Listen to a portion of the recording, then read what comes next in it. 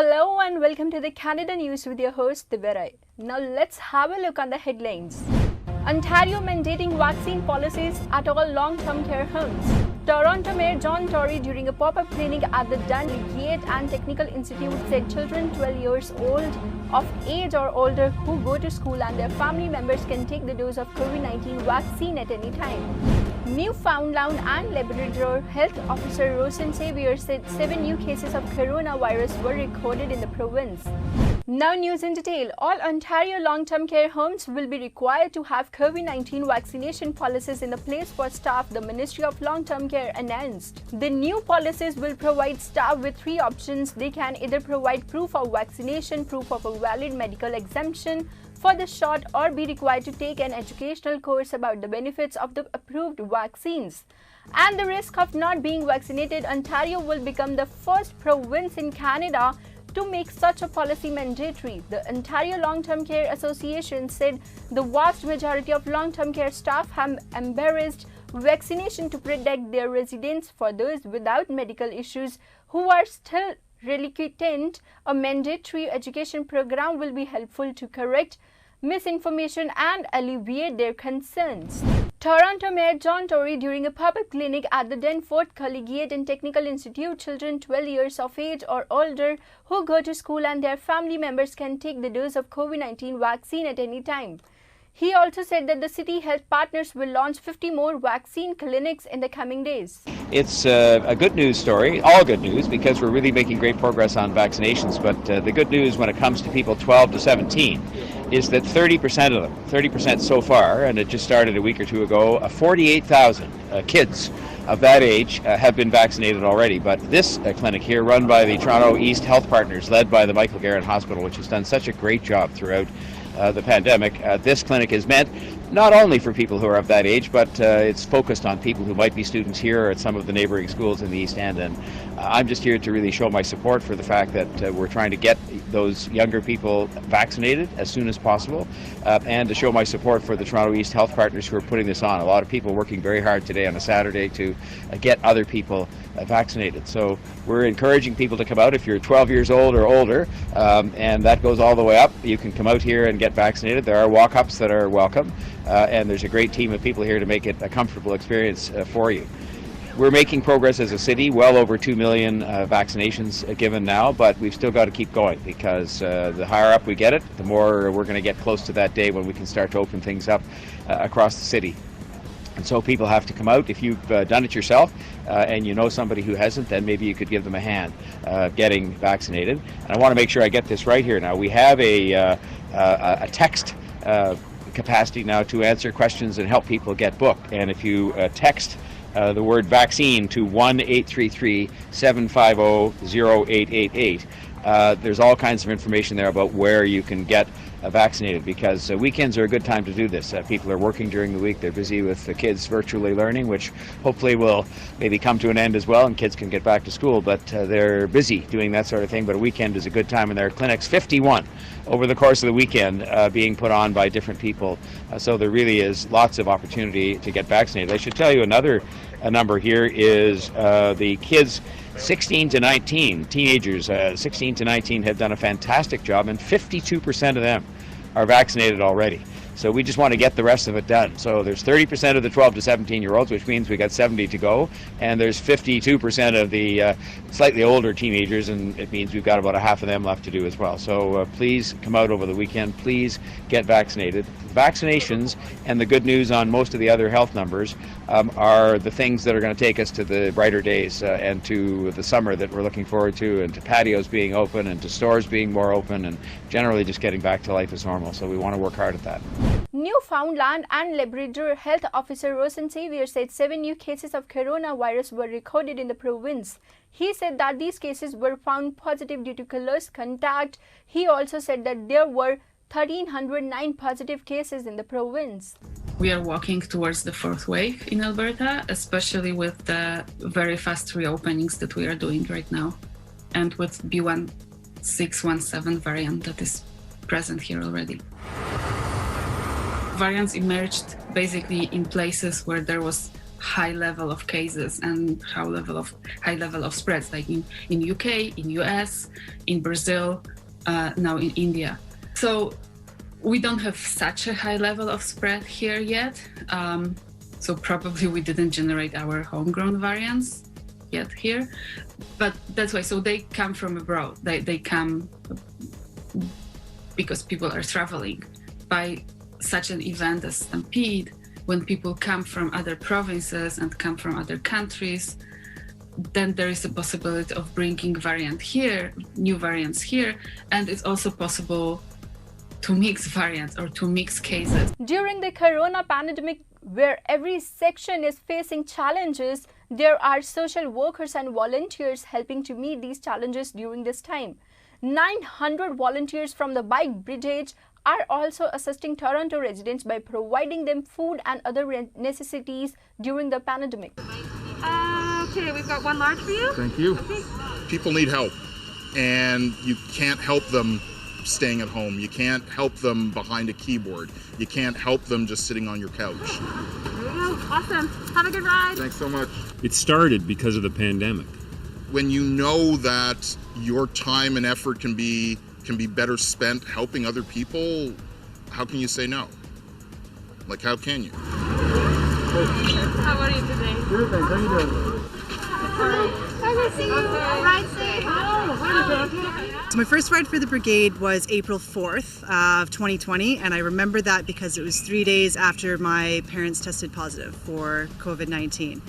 Those early days were so scary, they were so paralyzing, and I needed to do something with that paralyzing fear. I wanted to do something to feel like I had a little bit of control. I'm just kind of like sitting at home and seeing the scary numbers and seeing the events unfolding. I felt like there had to be something that I could do to kind of help out. I've got lots of eggs. What do we need? So I signed up for the brigade and I was on a ride 3 days later.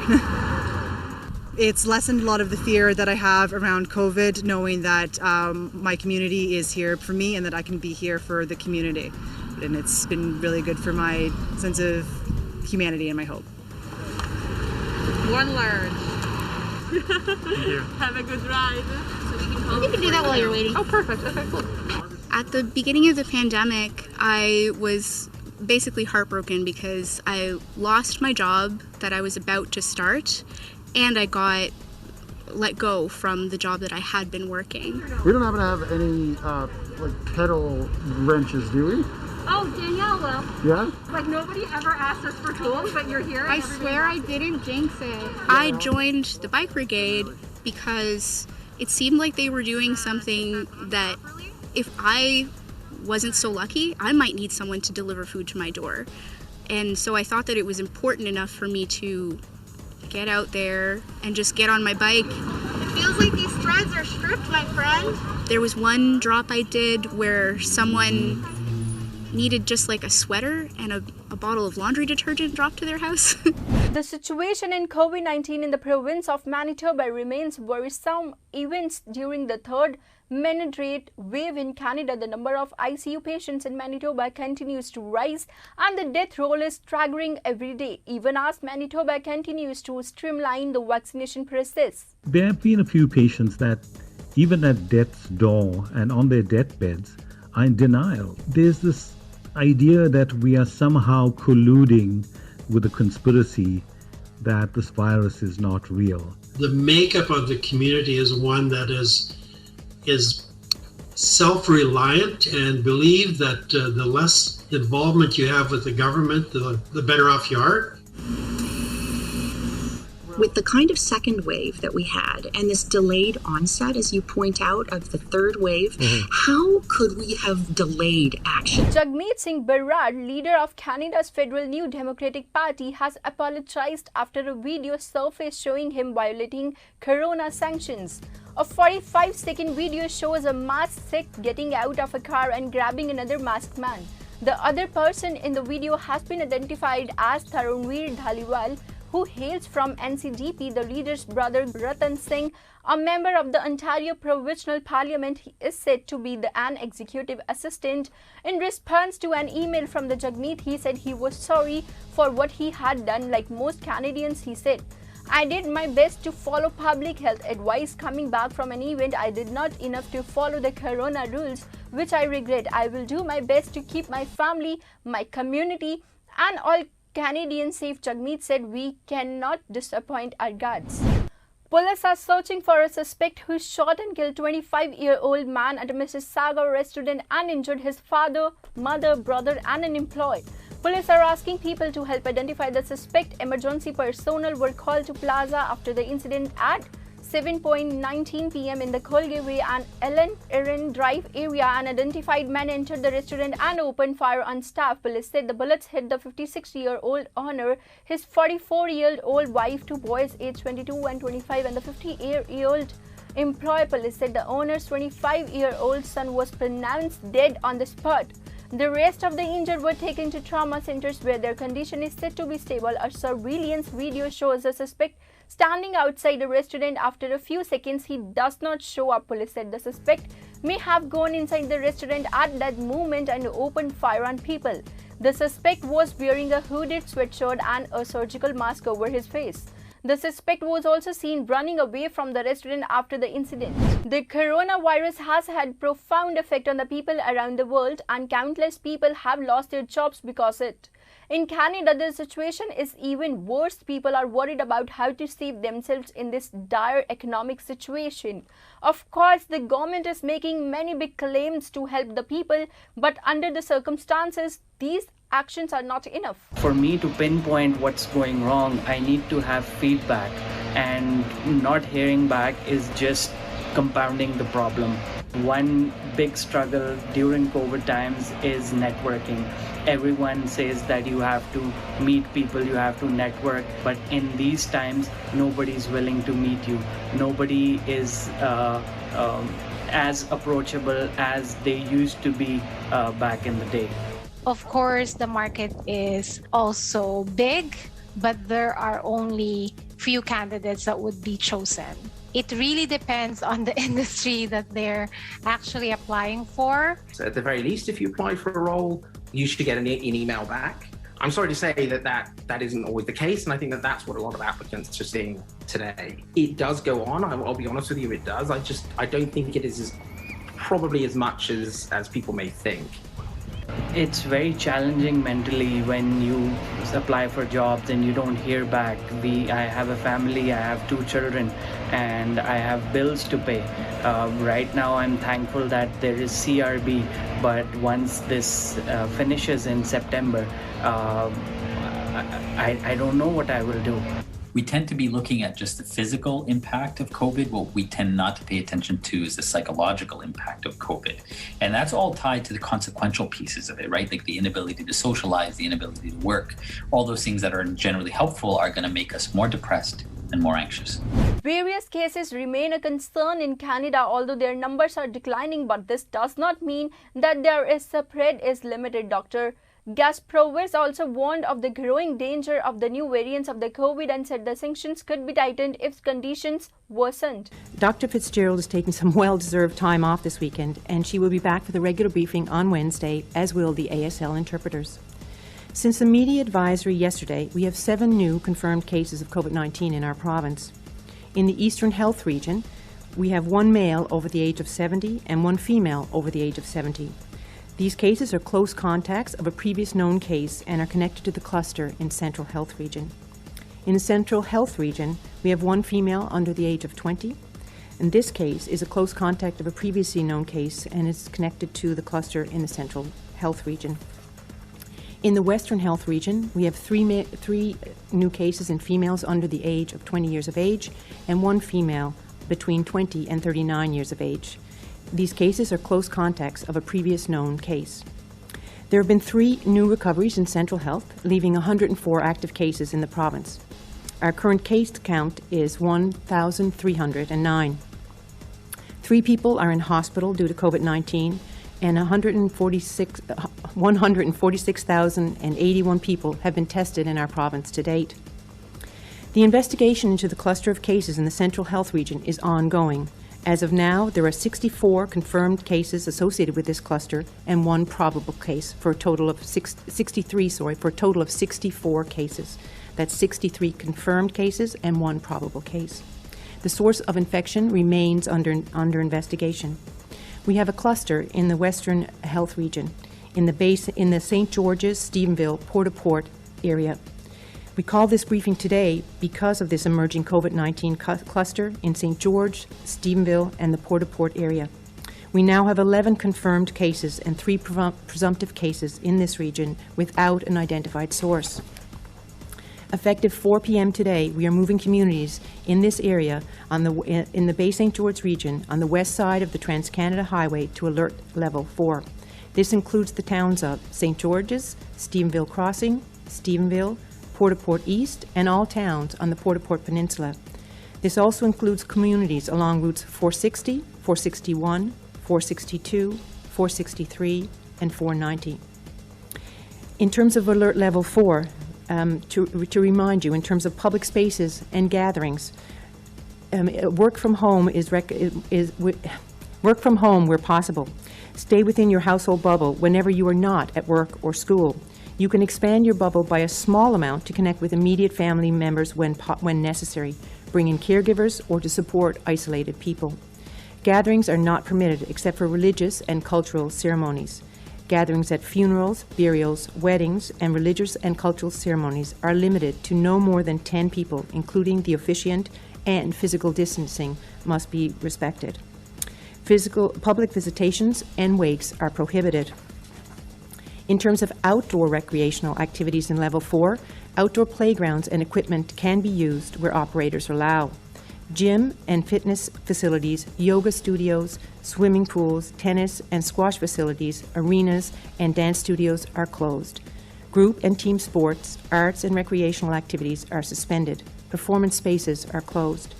In terms of businesses and services at Alert Level 4, childcare services can operate at full capacity. Retail stores can open at 50% capacity and with physical distancing. The Canadian government lowered the national flag in half to pay tribute to 215 children found dead. The bodies of the children were found last week at a former boarding school in Kamloops. The Prime Minister Justin Trudeau tweeted on Sunday in honor of the 215 children who were killed at the former Kamloops residential school. For all the Indigenous children who have never made it home and for the survivors and their families, I have asked them to lower the Peace Tower flag at half-mast on all the federal buildings in the country. We're going to most likely be bringing them home, which means potentially unearthing them and going through and identifying them and then seeing which community they belong to. So that's going to be so hard and so horrendous. I felt grief, and I felt a little bit angry as well, and I'm not an angry person by nature. These children's hurt is gone. Their pain is gone. They're at peace. This is now about what we do to remember this moment, but also how do we go forward from here?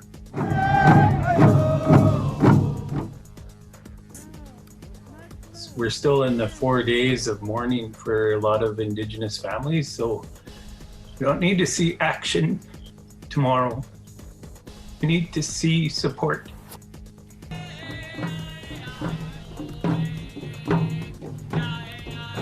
We need to recognize that this is an issue that needs to be really acknowledged and not just written down on paper. Canada will receive 2.9 million COVID-19 vaccine doses this week. All of this has been made possible by the increase in deliveries by Pfizer and BioNTech in May. The two pharmaceutical companies delivered 2 million shots a week, but in the week starting Monday, both companies are increasing these doses to 2.4 million per week. The federal government says it will also receive 5 lakh shots from the Mudda this week. The company will deliver these doses in 2 separate batches. The first batch will arrive in the middle of the week, while the second batch will arrive by next weekend. Doses will be distributed to provinces and territories from next week. The government also expects to receive 1 million more doses of the Oxford AstraZeneca vaccine by the end of June. But the delivery schedule has not yet been confirmed. The 3 lakh shots delivered by Johnson & Johnson in April have not been confirmed. The arrival of Pfizer, BioNTech and Moderna shots was confirmed when Health Canada on Saturday extended the expiration date of thousands of doses of AstraZeneca by a month. The injection, which is set to expire on Monday, can now be used until July 1st, according to Health Canada's news guidelines. So that's all we have in this bulletin. Thanks for watching. Stay tuned for more updated news.